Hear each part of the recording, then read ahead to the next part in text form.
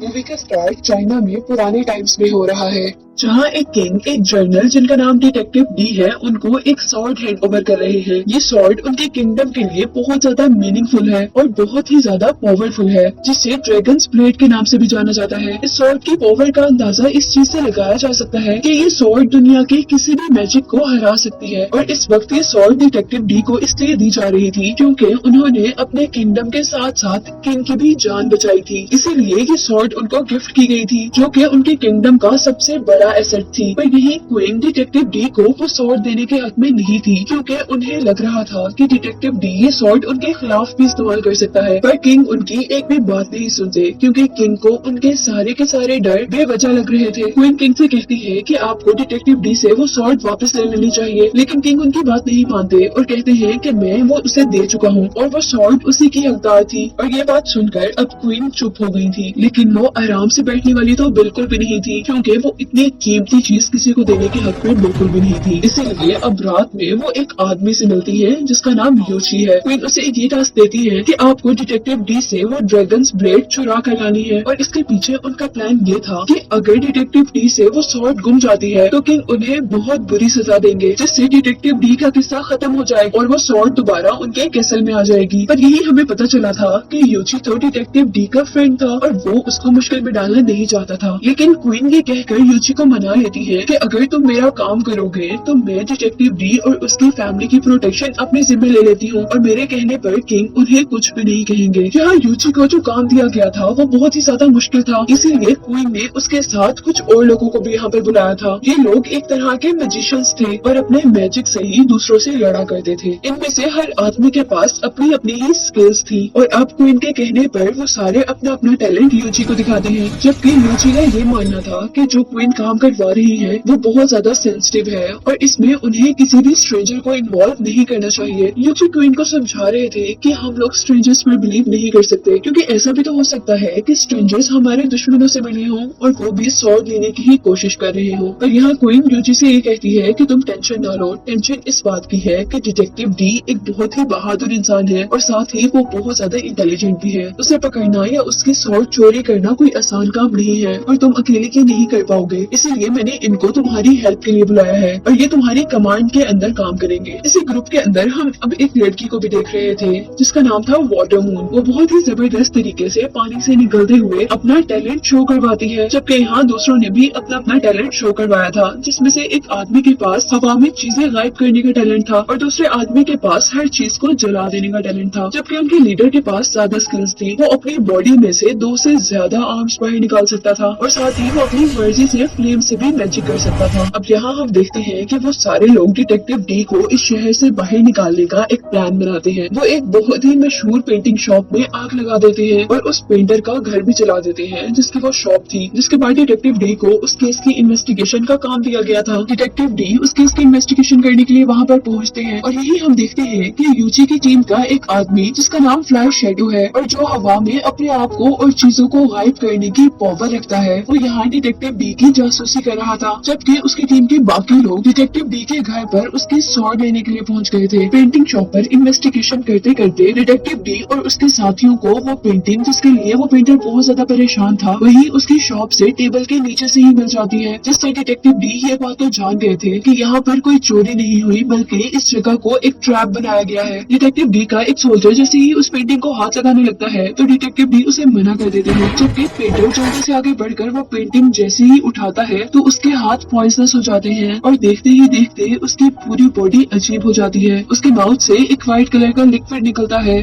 जिसके साथ ही वो मर गया था। और डिटेक्टिव डी के अब इधर उधर देखने पर उन्हें उस रूम के रूफ पर फ्लाइंग शैडो नजर आया था, जिसका जैसे ही वो पीछा करने लगते हैं तो फ्लाइंग शैडो अपने आप को हवा में गायब कर लेता है और वहाँ से बाहर निकल आता है।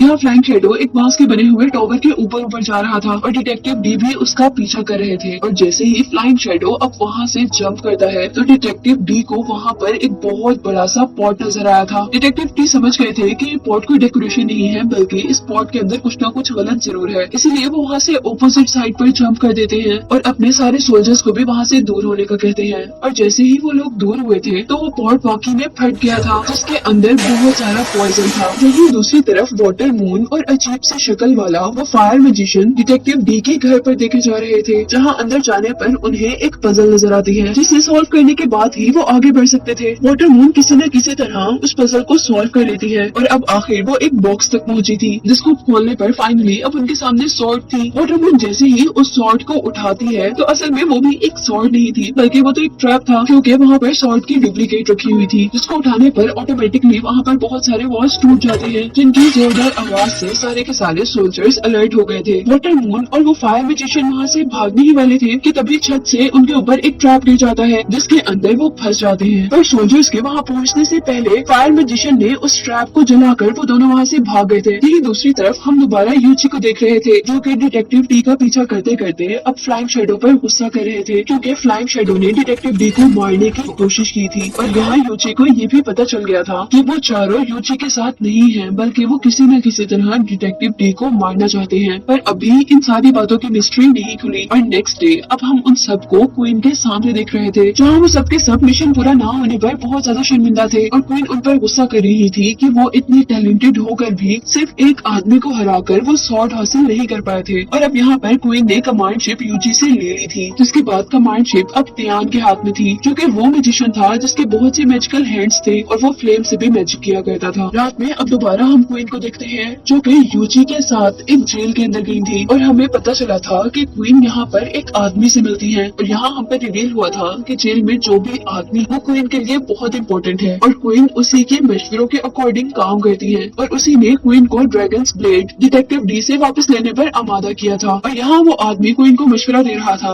कि अब तुम्हें डिटेक्टिव डी को मरवा देना चाहिए ताकि वो सॉर्ड दोबारा तुम्हारे कैसल में आ जाए। जबकि अगली सुबह हम देखते हैं कि यूजी अपने फ्रेंड डिटेक्टिव डी से मिलने उसके घर पर जाता है, जहाँ डिटेक्टिव डी उसके कुछ भी कहने से पहले ही उसे कहते हैं कि मैं जानता हूँ कि इन सब चीजों के पीछे क्वीन है। और यहाँ अब डिटेक्टिव डी यूजी को एक पेपर देते हैं जिसके अंदर एक पजल थी, जिसकी मिस्ट्री सॉल्व करने पर उन्हें ड्रैगन्स ब्लेड का पता चल जाना था। साथ ही यूजी से डिटेक्टिव डी ये भी कह रहे थे कि हमारे किंगडम में एक बहुत बड़ी मुसीबत आने वाली है, जिसका सामना हम दोनों को करना होगा। जिसके बाद हमें मूवी में बताया जा रहा कि डिटेक्टिव डी अंडरग्राउंड हो चुके थे, लेकिन जाते जाते डिटेक्टिव डी ये भी जानते थे कि उनका जरूर कोई न कोई पीछा करेगा और जरूर लोग उनके सॉर्ड को भी चुराने की कोशिश करेंगे। जबकि यहीं पर हम वाटरमून नाम की लड़की को डिटेक्टिव डी के असिस्टेंट की जासूसी करते हुए देखते हैं। यहाँ डिटेक्टिव डी का असिस्टेंट जब एक बाजार से गुजर रहा था तो उसे बाजार में एक सिंबल नजर आया था, जिसे देखते ही उसने आईज क्लोज कर ली थी और ऐसा लग रहा था जैसे किसी ने उसे हिप्नोटाइज करना शुरू कर दिया हो। लेकिन उससे पहले कि वो पूरी तरह हिप्नोटाइज होता, यहाँ पर एक आदमी आकर उसे बचा लेता है और ये आदमी कोई और नहीं बल्कि डिटेक्टिव डी ही थे, जो कि अपना रूप बदलकर यहाँ पर आए थे। और अब नेक्स्ट सीन में हमें एक मिस्टीरियस आदमी को दिखाया जा रहा था, जिसके इर्द गिर्द बहुत सी रिचुअल से रिलेटेड चीजें थी, यानी जादू से रिलेटेड चीजें थी। और इस आदमी के बारे में हमें ये पता चल रहा था कि वो पावर में आना चाहता था और इसीलिए वो ब्लैक मैजिक के थ्रू क्वीन को भी अपने कब्जे में कर रहा था।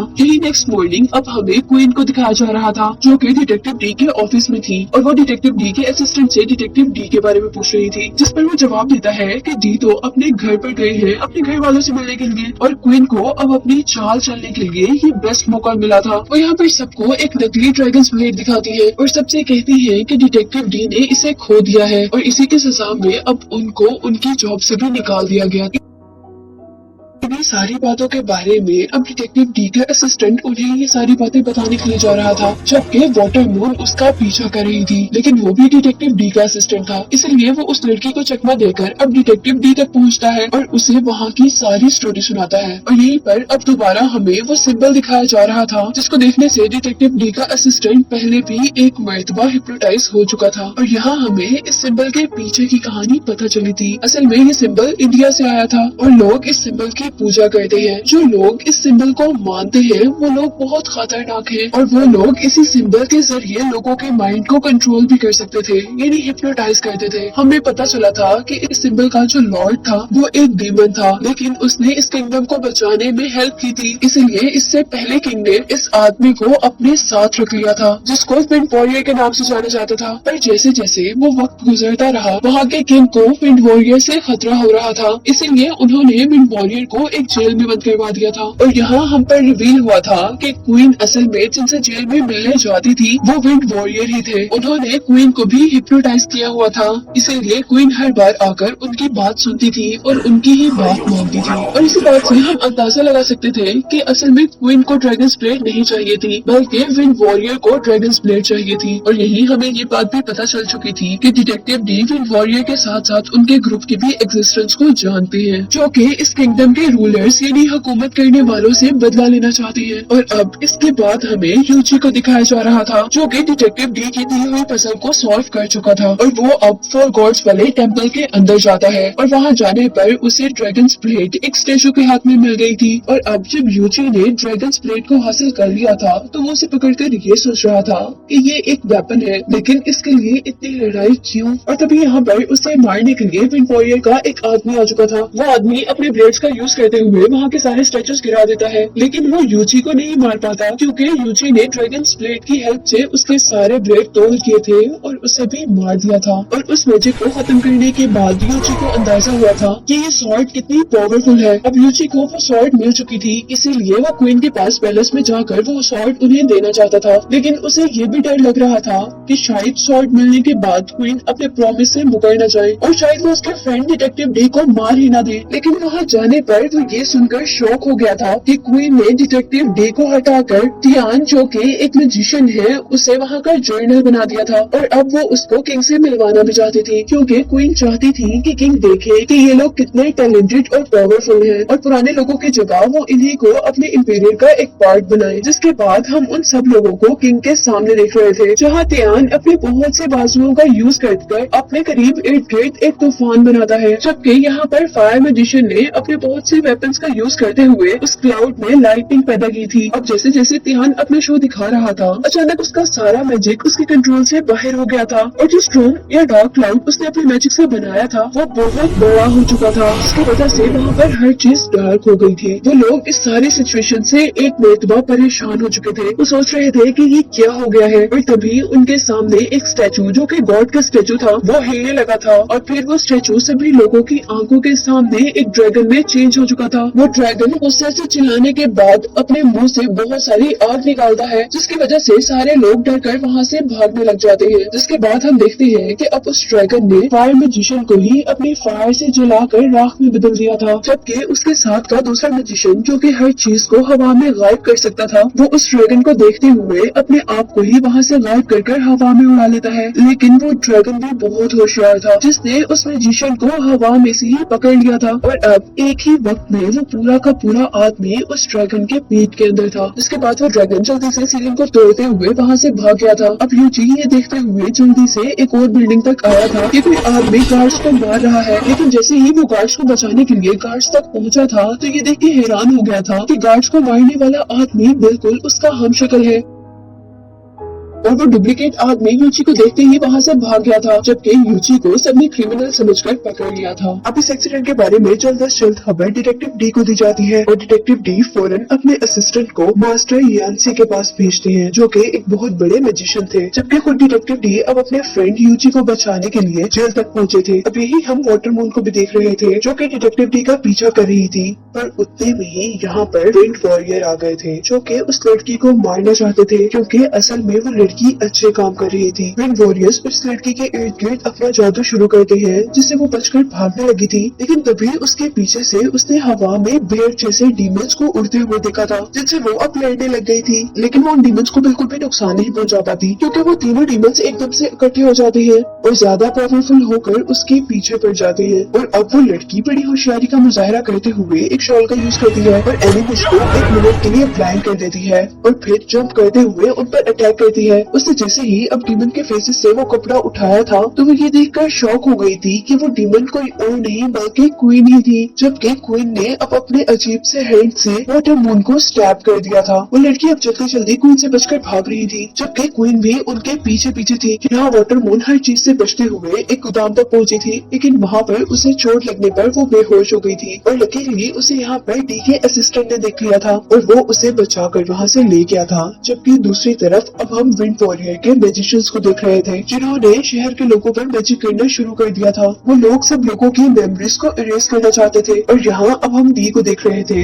जिसने यूची को बचा लिया था और अब वो यूची को बता रहे थे कि क्वीन जरूर खतरे में है। अब उन लोगों को क्वीन को विंड वॉरियर से बचाना चाहिए, जो कि बहुत बड़ा और ताकतवर मैजिशियन है। और अब आखिरकार वो क्वीन को एक सीक्रेट केव में ढूंढने में कामयाब हो ही गए थे, जहाँ क्वीन अपनी इमेजिनेशन से बात कर रही थी। और यहाँ उन सबके साथ साथ हम पर भी ये रिवील हुआ था कि असल दुनिया में जो क्वीन नजर आ रही थी वो क्वीन नहीं बल्कि क्वीन का कोई डुप्लीकेट था। असल क्वीन को तो उन्होंने हिप्नोटाइज कर यहाँ पर रखा हुआ था और क्वीन के जरिए ही वो विंड वॉरियर, वो सबसे बड़ा डीमन, वहाँ से बचकर भाग चुका था। यहाँ हम डी के असिस्टेंट को देख रहे थे, जो कि डी की बताई हुई जगह पर पहुँचा था। तो यहाँ उसे कुछ भी नजर नहीं आ रहा था सिवाय जगह जगह पत्थरों की बनी हुई चीजों के। पर तभी एक बहुत बड़ा व्हाइट गोरिल्ला जंप करते हुए उसके पीछे आकर खड़ा हो जाता है और उसे खामोश रहने को कहता है। और असिस्टेंट के देखते ही देखते वो गोरिल्ला अब एक इल्यूजन में चेंज हो गया था और अब उसे ऐसा फील हो रहा था कि वो एक दरिया के अंदर है, जहाँ पर फिशेस उसके साथ बातें कर रही है। और यहाँ वो फिश कहती है कि आप मास्टर यांसी से जल्दी नहीं मिल सकते, क्योंकि मास्टर यांसी से मिलने के लिए आपको ये मैजिक और समझने की जरूरत है। और उसके ये कहते साथ ही वो इल्यूजन खत्म हो जाता है। और अचानक अब वो असिस्टेंट दोबारा गोरिल्ला की बैग पर था और गोरिल्ला उसे उस जगह से, यानी उस जंगल से बाहर छोड़ आया था जहाँ पर वो मास्टर यांसी से मिलने आया था। और ये दूसरी तरफ हम डिटेक्टिव डी को देख रहे थे, जो कि क्वीन को बचाकर दोबारा कैसल तक ले आया था। और यहाँ अब डिटेक्टिव डी को उसके असिस्टेंट ने एक पेपर दिया था, जो पेपर उसे व्हाइट गोरिल्ला ने दिया था और उसके अकॉर्डिंग वो मास्टर यांसी का कोई मैसेज था। और इस दौरान वो लोग ये बात नहीं जानते थे कि विंड वॉरियर उन पर दोबारा अटैक करने की तैयारी कर रहा था,